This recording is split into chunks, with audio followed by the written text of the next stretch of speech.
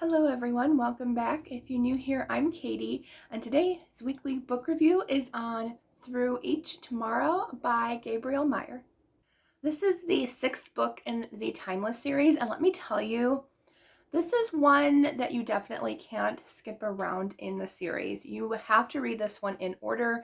I honestly would say read them all in order, but there are some things that happen in this book that you may want to do your research on first. So I really did like this story. I will say though, this honestly was the hardest one to follow for me personally, was book number 6, Through Each Tomorrow, because I was so excited for this one because we're following one of the main characters is a guy. And let me tell you, I've been waiting for a guy time crosser in Gabrielle Meyer series forever. Like since the beginning, I wanted a book based around a male time crosser.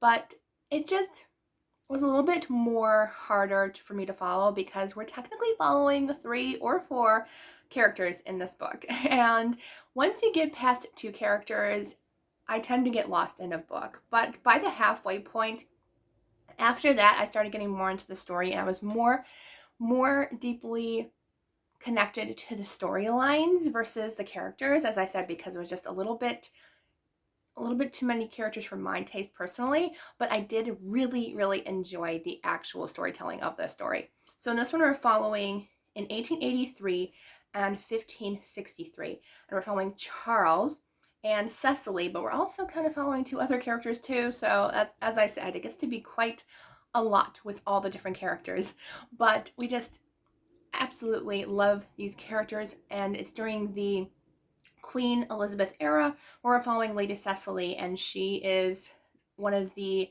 ladies in waiting to Queen Elizabeth. So there is like that court intrigue. Queen Elizabeth, there was a lot of people vying for her throne, so there's a little bit of that, political intrigue going on. And then in 1883, we're following Charles, and he's a poor farmer who's kind of desperate to earn money for his family and for his farm because his father passed away and he needs to take care of his sister and his mother. So he decides to kind of pose as a member of royalty in order to help out a friend in need, and in return he'll get the money for his farm.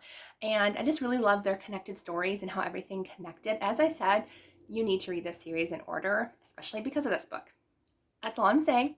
I will never spoil anything for you in these reviews, but I did really enjoy this one. But as I said, just a little confusing with character names for me personally, but I did really enjoy the actual story and kind of how each one connected. The romance in it as well intrigued me. I love the romance in this book and loved the Queen Elizabeth court. I always really like those stories that kind of add to the court and the royalty side of things, so I really enjoyed that. I also love the setting as well. So I will link this down below where you can purchase a copy from Bigger Book House if you'd like to. They always have great discounts and free shipping for US. I hope you all have a wonderful day, and thank you to Bethany House for sending me a copy of this book to read and talk about with you all. I hope you all have a wonderful day, and I'll see you all in the next video.